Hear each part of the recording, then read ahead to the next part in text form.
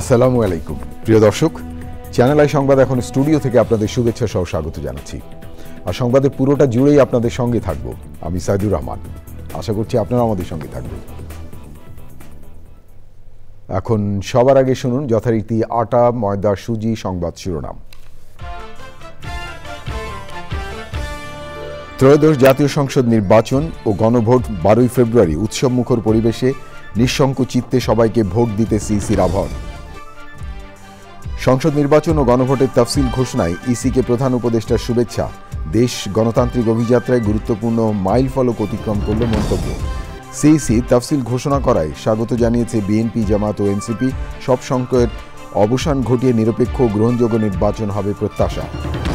এবং ফেব্রুয়ারির জাতীয় নির্বাচনের পর পদত্যাগের পরিকল্পনার কথা জানালেন রাষ্ট্রপতি। দূতাবাসগুলো থেকে তার প্রতিকৃতি সরানোর অভিযোগ। ভূমিকম্প সহনীয় মোস্ট ডিউরেবল দেশের প্রথম থার্মেক্স রড সালাম স্টিল। সালাম স্টিল বোঝে ডিউরেবিলিটি। সালাম স্টিল, মোস্ট ডিউরেবল স্টিল। ধন্যবাদ প্রিয় দর্শক আমাদের সাথে যোগ দেওয়ার জন্য। এতক্ষণ ফ্রেশ আটা, ময়দা, সুজি সংবাদ শিরোনাম শুনলেন। চলুন যাওয়া যাক পুরো খবরে। আর এখনকার এই সংবাদ আয়োজন একই সঙ্গে চ্যানেল আই ইউটিউব চ্যানেলে এবং চ্যানেল আই ওটিটি প্ল্যাটফর্ম আইস্ক্রিনে লাইভ স্ট্রিম হচ্ছে। আগামী 12 ফেব্রুয়ারি অনুষ্ঠিত হবে ত্রয়োদশ সংসদ নির্বাচন ও গণভোট। জাতির উদ্দেশ্যে দেয়া ভাষণে প্রধান নির্বাচন কমিশনার এএমএম নাসির উদ্দিন বলেছেন, সক্ষমতা প্রমাণ করে ভাবমূর্তি পুনরুদ্ধারের নির্বাচন এটি। ভোটারদের নির্বিঘ্নে ভোটকেন্দ্রে গিয়ে ভোটাধিকার প্রয়োগের আহ্বান জানিয়েছেন সিইসি। সুষ্ঠু ও শান্তিপূর্ণ নির্বাচনে দল এবং সকল অংশীজনদের সহযোগিতা চেয়েছেন তিনি। নির্বাচনী দায়িত্ব পালনকারীদের নিরপেক্ষভাবে দায়িত্ব পালনে কঠোর নির্দেশনা দিয়েছেন প্রধান নির্বাচন কমিশনার। প্রিয় দর্শক, দেখুন নাজিব বেগের রিপোর্টে। প্রিয় দেশবাসী, আসসালাম। জাতীয় সংসদ নির্বাচন ও গণভোটের তফসিল ঘোষণার মাধ্যমে নির্বাচনী গন্তব্যে চূড়ান্ত যাত্রা শুরু করল নাসির উদ্দিন কমিশন। জাতির উদ্দেশ্যে দেওয়া ভাষণের শুরুতেই ৭১-এর মহান মুক্তিযুদ্ধ ও ২৪-এর গণঅভ্যুত্থানের শহীদদের প্রতি শ্রদ্ধা জানান সিইসি। শহীদদের স্মৃতির প্রতি জানাচ্ছি আমার শ্রদ্ধা। জানালেন, সংসদ নির্বাচন ও গণভোট হবে 12 ফেব্রুয়ারি। সংসদ নির্বাচনের মনোনয়নপত্র দাখিলের শেষ সময় ২৯ ডিসেম্বর। মনোনয়নপত্র যাচাই বাছাই চলবে ৩০ ডিসেম্বর থেকে ৪ জানুয়ারি পর্যন্ত। রিটার্নিং কর্মকর্তার সিদ্ধান্তের বিরুদ্ধে ইসিতে আপিল দায়েরের সময়সীমা ১১ জানুয়ারি।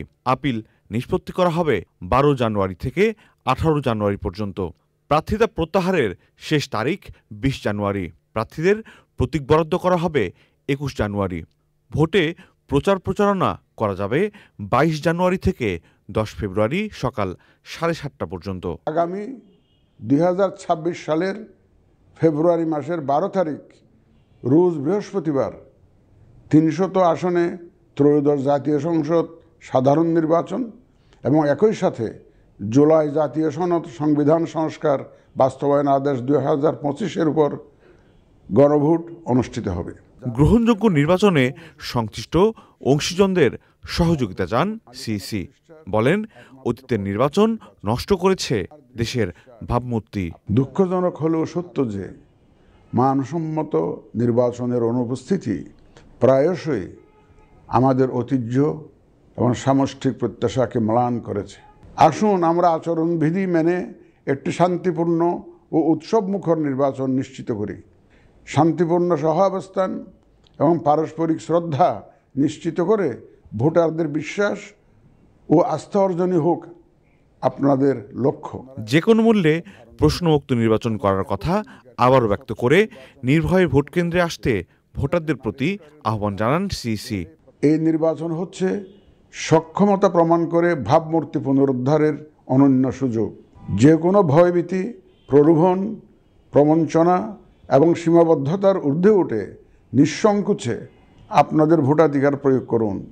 আপনাদের নিরাপদ ও উৎসবমুখর অংশগ্রহণ নিশ্চিতকল্পে সংশ্লিষ্ট সকল প্রতিষ্ঠান ও বাহিনী কাজ করবে।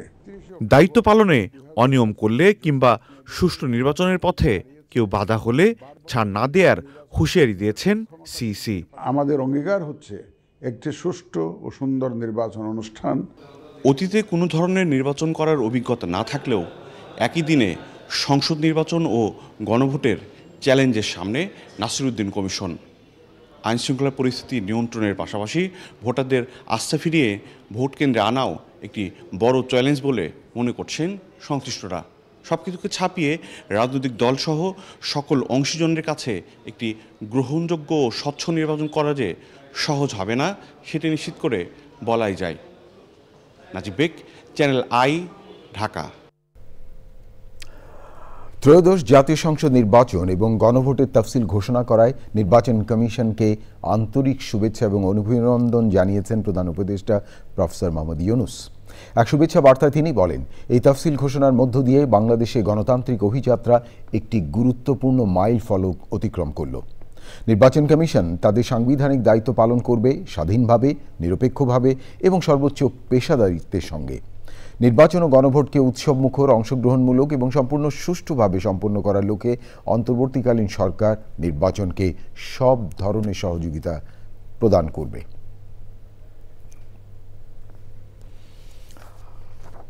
আসন্ন ত্রয়োদশ জাতীয় সংসদ নির্বাচন ও গণভোটের তফসিল ঘোষণাকে স্বাগত জানিয়েছে রাজনৈতিক দলগুলো।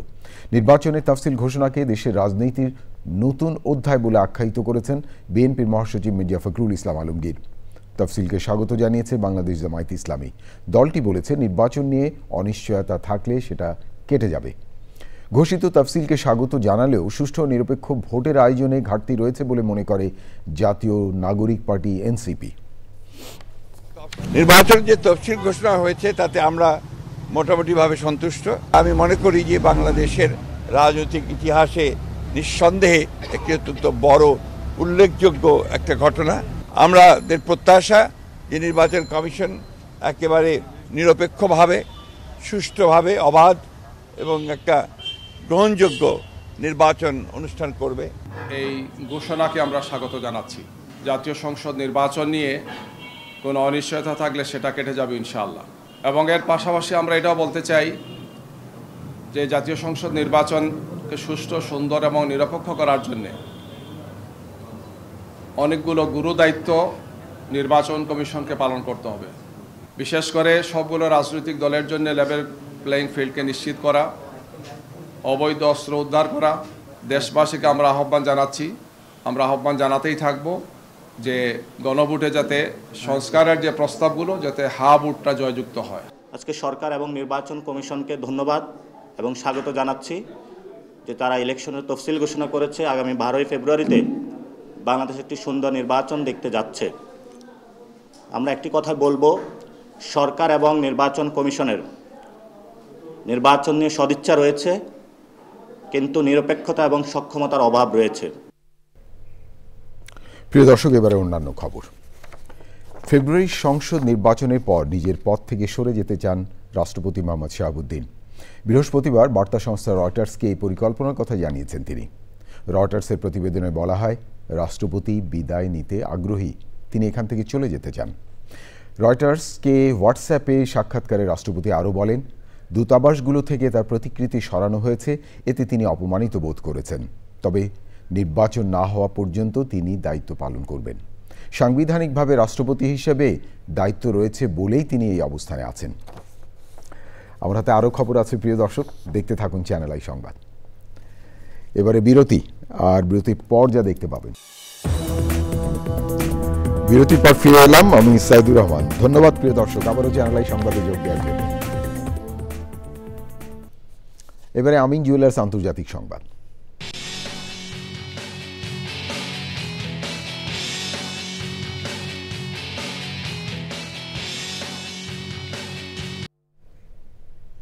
দীর্ঘ 11 মাস পর প্রকাশ্যে এসেছেন এবছর শান্তিতে নোবেলজয়ী ভেনিজুয়েলার বিরোধী দলের নেতা মারিয়া করিনা মাচাদো।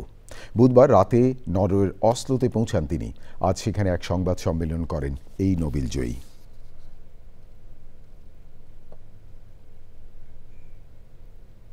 প্রিয় দর্শক, থাকুন চ্যানেলের সঙ্গে, ফিরছি একটু পরে আরও খবর নিয়ে। আবারও বিরতি, আর বিরতির পর যা দেখতে পাবেন। প্রিয় দর্শক, সবশেষ খবরগুলো নিয়ে আবারও ফিরে এলাম চ্যানেল আই সংবাদে। আপনাদেরকে আরেকবার স্বাগত জানাচ্ছি। এবারে খেলার খবর। ত্রয়োদশ জাতীয় সংসদ নির্বাচন ও গণভোট 12ই ফেব্রুয়ারি উৎসবমুখর পরিবেশে নিঃসংকোচ চিত্তে সবাইকে ভোট দিতে সিইসির আহ্বান।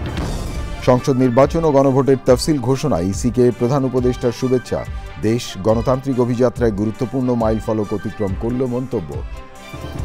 সিইসি তফসিল ঘোষণা করায় স্বাগত জানিয়েছে বিএনপি, জামায়াত ও এনসিপি। সব সংশয়ের অবসান ঘটিয়ে নিরপেক্ষ গ্রহণযোগ্য নির্বাচন হবে প্রত্যাশা। এবং ফেব্রুয়ারি জাতীয় নির্বাচনের পর পদত্যাগের পরিকল্পনার কথা জানালেন রাষ্ট্রপতি। দূতাবাসগুলো থেকে তার প্রতিকৃতি সরানোর অভিযোগ। প্রিয় দর্শক, এতক্ষণ চ্যানেল আই সংবাদ দেখার জন্য অসংখ্য ধন্যবাদ। ভালো থাকবেন আর ভালো রাখবেন সবাইকে।